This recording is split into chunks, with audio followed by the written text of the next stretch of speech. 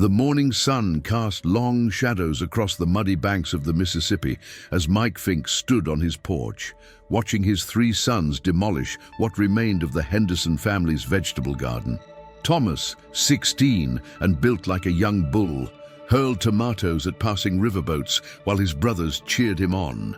Samuel, 14, had fashioned a slingshot from fence wire and was targeting windows across the street. Benjamin, the youngest at 12, followed their lead with the desperate enthusiasm of a boy trying to prove he belonged.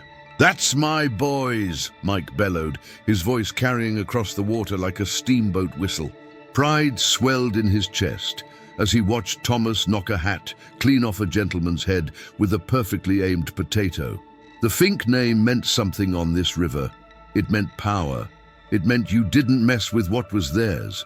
And by God, his sons were living up to that legacy. Mike Fink wasn't just any man along the Mississippi. Stories of his strength had traveled from New Orleans to St. Louis, tales growing taller with each telling. They said he could outfight any man, outdrink any crew, and navigate treacherous waters that would swallow lesser men whole. His fists had settled more disputes than any judge, and his roar could silence a room full of rivermen. He'd built his reputation one broken jaw at a time, and he expected his sons to do the same. The sound of splintering wood interrupted his thoughts.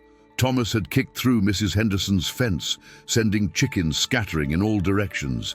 The old woman appeared at her door, shaking her fist and shouting something about authorities and proper upbringing. Mike's laugh boomed across the distance. Proper upbringing. His boys were getting the only education that mattered. How to be strong, how to take what they wanted, how to make others respect the Fink name through fear if necessary. "You show them, Thomas," he called out, raising his bottle of whiskey in salute. The amber liquid caught the sunlight as he took a long swig. This was how men were made, not through books and manners, but through action and dominance. His own father had taught him the same way, with hard fists and harder lessons. The weak got trampled, the strong survived, and the strongest of all made their own rules. But as he watched Samuel grab a rock twice the size of his previous ammunition, something flickered in Mike's mind, a memory of his own childhood, of watching his mother cry silently in the corner while his father raged. He pushed the thought away like smoke from a campfire. Sentiment made men weak, and weak men didn't last long on the Mississippi. The crash of breaking glass snapped him back to the present. Samuel's rock had found its mark in the window of Jameson's general store. Mike saw the storekeeper storm out, his face red with fury, pointing an accusing finger toward the Fink property. Other townspeople were beginning to gather, their voices rising in a chorus of complaints and threats. Mrs. Henderson was marching toward them with determination that reminded Mike uncomfortably of a missionary he'd once known. "Boys, that's enough fun for one morning," Mike called, but his voice carried more amusement than authority. Thomas looked back at him with eyes that blazed with the same wild fire Mike recognized in his own reflection. The boy had inherited more than just his father's size. He had the Fink hunger for chaos, the need to prove dominance over everything and everyone around him. As the crowd of angry neighbors approached his property line, Mike felt that familiar surge of excitement that came before a good fight. Let them come. Let them try to tell Mike Fink how to raise his sons. He'd show them the same lesson he'd been teaching the Mississippi River for 20 years, that some forces of nature couldn't be tamed, controlled, or reasoned with. They could only be survived or conquered, and Mike Fink had never been conquered by anything or anyone. The first of the townspeople reached his fence, and Mike Fink cracked his knuckles, grinning like a wolf who'd just spotted a flock of sheep. Sheriff William Clayton arrived at the Fink property before the first punch could be thrown, his deputy trailing behind like a nervous shadow. Mike's grin faltered slightly as he recognized the star pinned to Clayton's vest. Not because he feared the law, but because he'd known Bill since they were boys, swimming naked in the river. Clayton had been the one kid who'd never backed down from Mike's challenges, which had earned him a grudging respect over the years. "Mike," Clayton said, his voice carrying the weight of official business mixed with personal disappointment, "we need to talk." The crowd of angry townspeople parted like the Red Sea as the sheriff approached. Mrs. Henderson stepped forward, her voice shaking with righteous indignation. "Sheriff, those boys destroyed my garden, terrorized my chickens, and Samuel threw a rock through Jameson's window. Something has to be done." Mike crossed his arms, his muscles straining against his shirt sleeves. "Boys will be boys, Bill. Nobody got hurt, just a little property damage. I'll pay for the window." "It's not just about the window, Mike." Clayton removed his hat, running his fingers through graying hair. "Last week, Thomas started a fight at the church social that sent 2 boys to the doctor. 2 weeks before that, Samuel was caught stealing apples, and when Mrs. Peterson tried to stop him, he pushed her into the mud. And Benjamin," the sheriff paused, looking uncomfortable, "Benjamin bit the preacher's daughter when she tried to include him in a game." The townspeople murmured their agreement, a chorus of complaints that had been building for months. Mike felt his temper rising like floodwater in spring. These soft-living townfolk didn't understand what it took to raise strong sons. They wanted to turn his boys into weak-minded sheep who said please and thank you while real men walked all over them. "My boys know how to handle themselves," Mike growled. "That's more than you can say for most of the soft-bellied children in this town." "That's exactly the problem, Mike." Clayton stepped closer, lowering his voice so only Mike could hear. "The town council met last night. There's talk of involving the state authorities, maybe even taking the boys away from you." The words hit Mike like a physical blow. Take his boys. His sons were all he had left in this world, the only legacy that mattered. The idea of some government officials in fancy suits coming to tell him how to raise his own flesh and blood made his vision blur with rage.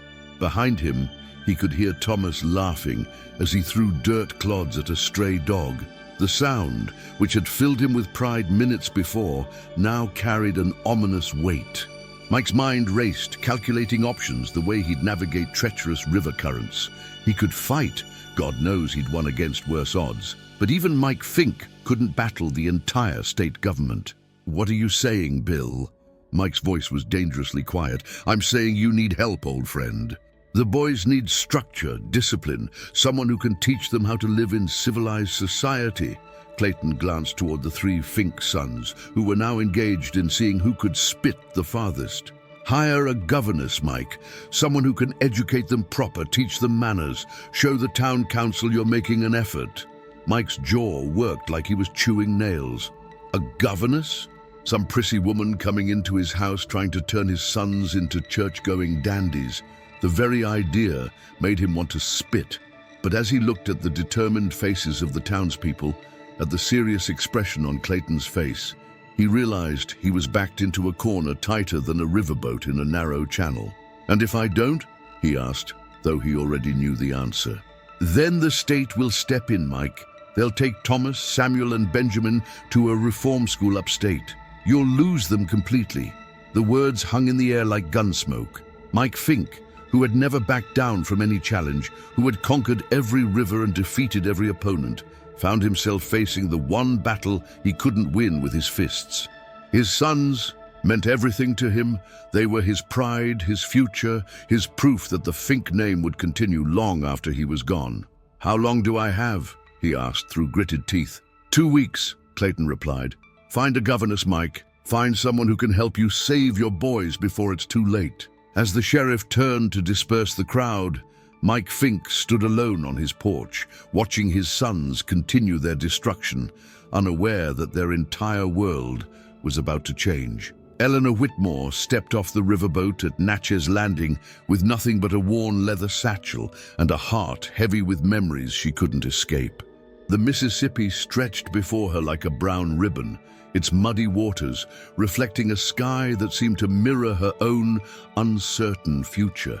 She had answered Mike Fink's hastily written advertisement for a governess, not out of desperation, but out of a strange calling she couldn't explain, as if the river itself was singing her toward this moment. The townspeople at the landing gave her curious looks as she asked for directions to the Fink property. Their expressions ranged from sympathy to outright alarm when they realized her destination. "You sure about this, miss?" asked the dock worker who helped her with her bag. Them Fink boys ain't exactly civilized. Eleanor smiled softly, her fingers unconsciously touching the small silver locket at her throat. Sometimes the most beautiful songs come from the most broken instruments, she replied, a response that left the man scratching his head as she walked away. She had learned about brokenness the hard way. 3 years ago, Eleanor had been Mrs. Eleanor Morrison, wife to a traveling minister and mother to twin daughters who filled her days with laughter and music. They had been traveling to a new parish in Ohio when the bridge collapsed, sending their wagon tumbling into the ravine below. She had survived with nothing but scars and a voice that could still remember the lullabies she used to sing. The Fink house came into view as she rounded a bend in the dirt road, and Eleanor paused to study her new challenge. The 2-story structure looked like it had been built by someone who valued function over beauty, sturdy but rough, much like its owner, she imagined. Broken furniture littered the yard, and she could hear shouting and crashing from inside, even at this distance. Mike Fink emerged from the house before she could knock, his massive frame filling the doorway like a bear protecting its den. He looked her up and down with obvious skepticism, taking in her simple dark dress, her neatly pinned brown hair, and the gentle way she carried herself. "You the governess?" His voice rumbled like distant thunder. "I am Eleanor Whitmore, Mr. Fink. I believe we have much to discuss about your sons." Mike snorted. "Lady, I'll be straight with you. I need someone who can make them boys behave long enough to satisfy the sheriff and the town council. I don't need them turned into choir boys or nothing fancy like that. You think you can handle 3 boys who've never been told no in their lives?" Eleanor's eyes moved past him to where she could see movement through the windows, shadows of young men who had been taught that strength meant dominance, that love meant control. She recognized the pattern because she had seen it in the congregations her husband had served, families where pain had twisted into anger, where fear masqueraded as power. "Mr. Fink, may I ask you something?" She set down her satchel and clasped her hands in front of her. "When you were a boy, what made you feel safest?" The question caught Mike off guard. His brow furrowed as he struggled with an answer that seemed to come from a place he'd buried long ago. What kind of fool question is that?" "An important one," Eleanor said gently. "Because safety is what your sons are looking for, even when they're tearing apart the town, especially then." Before Mike could respond, a tremendous crash came from inside the house, followed by Thomas shouting at his younger brothers.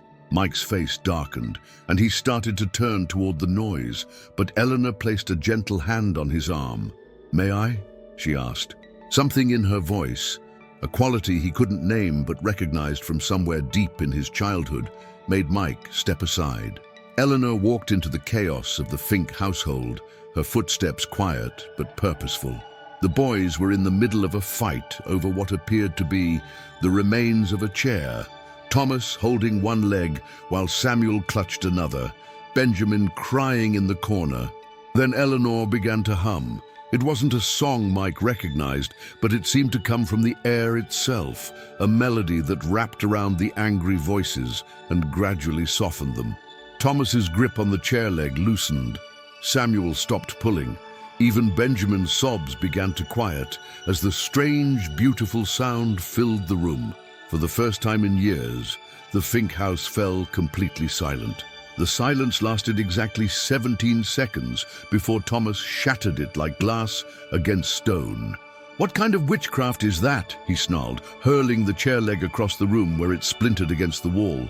His eyes blazed with the same wild fury Mike had seen in his own reflection countless times. "We don't need some hymn-singing woman coming in here telling us what to do." Eleanor didn't flinch as the wood exploded near her head. Instead, she knelt down to Benjamin's level, her voice soft as morning mist on the river. "What's your name, sweetheart?" Benjamin looked up through tears and dirt, his bottom lip trembling. At 12, he was caught between wanting to be tough like his brothers and craving the gentleness he'd never known. "But Benjamin," he whispered. "That's a strong name," Eleanor said, pulling a handkerchief from her sleeve to gently clean his face. "Do you know what it means?" "It means beloved son. Thomas let out a harsh laugh. Beloved? Benjamin's the weakest of us all. Pa says crying is for women and weaklings. Mike shifted uncomfortably in the doorway, watching this stranger interact with his sons in a way that felt both foreign and strangely familiar. Part of him wanted to step in, to reassert the natural order of his household, where strength ruled and emotions were weakness. But something about Eleanor's calm presence made him hesitate, like a riverboat captain watching an experienced pilot navigate treacherous waters. "Is that what you believe, Thomas?" Eleanor asked, rising to face the oldest boy. Even standing at full height, she barely reached his shoulder, but something in her bearing made the size difference irrelevant. "That caring for others makes you weak." "I know it does," Thomas shot back, but his voice carried a note of uncertainty that hadn't been there before. "Ask anyone on this river about the Fink family. We're strong because we don't let anyone push us around." Eleanor nodded thoughtfully. "I've heard the stories about your family's strength, quite impressive. But tell me, Thomas, when was the last time you felt truly peaceful? When did you last sleep through the night without waking up angry at the world?" The question hit its mark like an arrow finding its target. Thomas's jaw worked as he struggled with emotions he'd been taught to bury. Samuel, who had been watching the exchange with growing fascination, took a small step closer to Eleanor. "You can't sing us into being different," Samuel said, though his voice lacked his brother's venom. "We've tried governesses before. 3 of them. They all ran away crying." "What did they try to teach you?" Eleanor asked. "Manners," Benjamin said, his small voice growing stronger. "And reading and writing and how to be gentlemen." Eleanor smiled. "Those are important things. But first, I think we need to learn something even more important." She moved to the center of the room, her movements graceful despite the debris scattered across the floor. "We need to learn how to be still." "Still?" Thomas scoffed. "What's the point of being still?" "Because in stillness we can hear things we miss when we're always fighting," Eleanor replied. "Important things, like the sound of our own hearts or the voice of someone who loves us." Mike felt something twist in his chest at those words. When was the last time his boys had heard a voice speaking love instead of commands? When had he last told them he was proud of who they were, not just what they could break or conquer? "Will you try something with me?" Eleanor asked. "Just for 1 minute. Will you try to be completely still and listen?"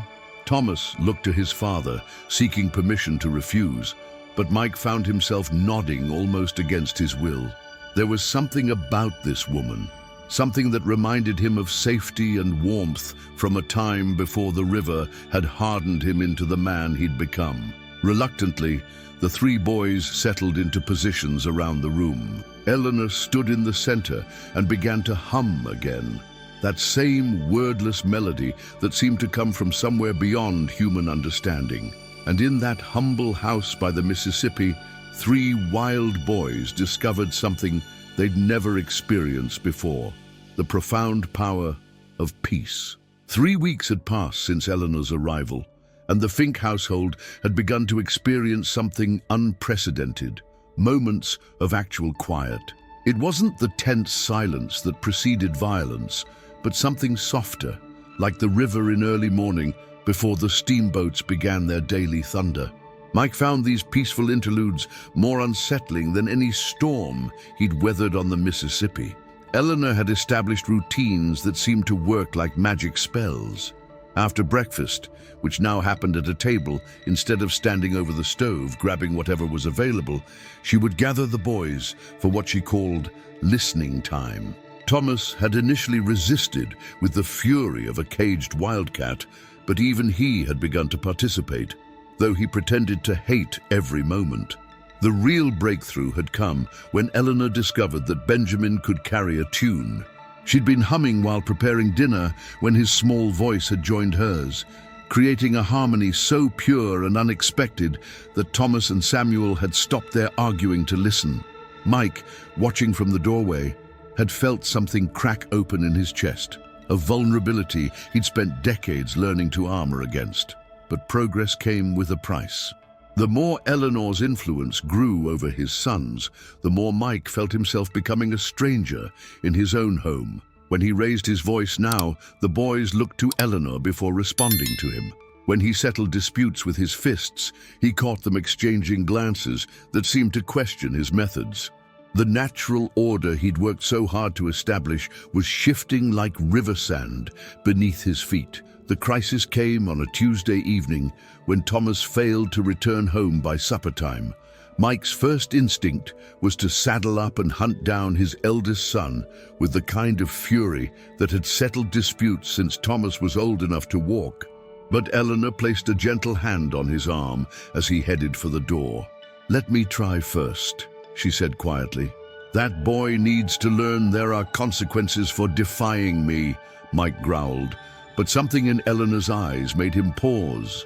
"He's learning, Mike, but he's also fighting a war inside himself between the man you've taught him to be and the man he's beginning to want to become. That's not a battle we can win with more violence."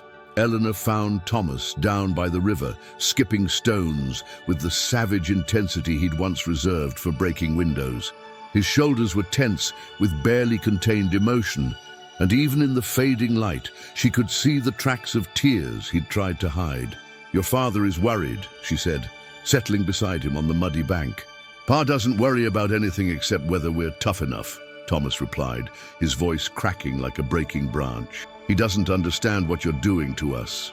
"What am I doing to you, Thomas?" The 16-year-old's voice dropped to barely above a whisper. "Making us feel things, making us want things we can't have." Eleanor's heart ached as she recognized the familiar struggle, the terrible conflict between the person you've been taught to be and the person your soul longs to become. She'd seen it in countless parishioners her husband had counseled, that painful moment when the armor of anger begins to crack and reveal the wounded child underneath. "Tell me what you want, Thomas." "I want." He threw another stone with violent force, watching it disappear into the dark water. "I want to stop being angry all the time. I want to sleep without dreaming about fighting. I want to be able to touch something without breaking it." His voice broke completely. "I want to be the kind of man a good woman could love, not the kind she'd run away from." Eleanor began to hum softly, that same wordless melody that had become a bridge between the old world and the new. Gradually, Thomas's rigid posture began to soften. When she started to sing actual words, a lullaby about a prodigal son finding his way home, his shoulders began to shake with silent sobs. "Your father loves you more than life itself," Eleanor said gently. "But he only knows how to show love the way his father showed him. You have the chance to break that cycle, Thomas. You can choose to be different." When they returned to the house an hour later, Mike was pacing the porch like a caged bear. The sight of his eldest son with red-rimmed eyes and a peaceful expression instead of his usual defiant scowl stopped Mike in his tracks. "We need to talk," Thomas said quietly. And for the first time in years, father and son looked directly into each other's eyes, without anger clouding their vision.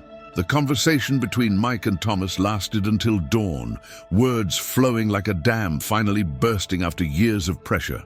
For the first time, Mike heard his son speak not with anger or defiance, but with the raw honesty of a young man desperate to become someone better than his father's expectations. Thomas confessed his fears about the violence he carried inside him, his shame about the way he'd treated others, and his growing desire to be worthy of the peace Eleanor had shown them was possible. Mike found himself sharing stories he'd buried for decades, memories of his own father's brutal lessons, the fear he'd carried as a boy, and the terrible realization that he'd been passing that same fear down to his sons, like a cursed inheritance. As the sun rose over the Mississippi, both men were exhausted, but somehow lighter, as if a weight they'd carried for generations had finally been set down. Eleanor watched from the kitchen window as father and son sat together on the porch steps, no longer adversaries but allies in a new kind of battle, the fight to become better men. Samuel and Benjamin had crept downstairs to witness this unprecedented scene, their eyes wide with wonder at seeing their father and brother talking instead of shouting. "Is Pa crying?" Benjamin whispered. Men don't cry, Samuel replied automatically, but his voice lacked conviction. These men do, Eleanor said softly, joining them at the window, because they're brave enough to let their hearts break open so love can finally get in. The transformation wasn't immediate or complete. Old habits died hard, especially when they'd been carved into a man's soul by 20 years of believing that strength meant dominance. But something fundamental had shifted in the Fink household. Thomas began helping with chores without being asked, his massive hands learning to be gentle with dishes and delicate with his younger brother's feelings. Samuel started reading the books Eleanor brought, discovering worlds beyond violence and conquest. Benjamin's nightmares stopped, replaced by dreams filled with the melodies Eleanor sang to them each evening. Mike struggled the most with the changes. Decades of defining himself through force and fear couldn't be undone overnight. But he began to notice things he'd missed before. The way Thomas's face lit up when he successfully solved a mathematics problem, Samuel's careful attention to Eleanor's stories about far-off places, Benjamin's growing confidence as his voice grew stronger during their evening songs. Sheriff Clayton arrived unannounced on a Friday morning, expecting to find the same chaos that had plagued the town for months. Instead, he discovered the Fink boys helping their father repair their neighbor's fence, the same fence Thomas had kicked through weeks earlier.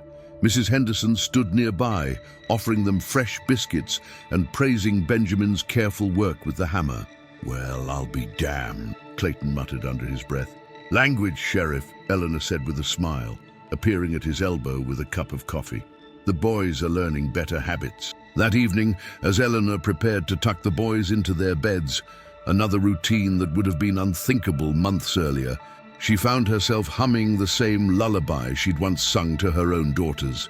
The pain of that loss would never fully heal, but she discovered that broken hearts could still hold love, perhaps even more love than whole ones. "Miss Eleanor," Benjamin said sleepily, "will you stay with us forever?"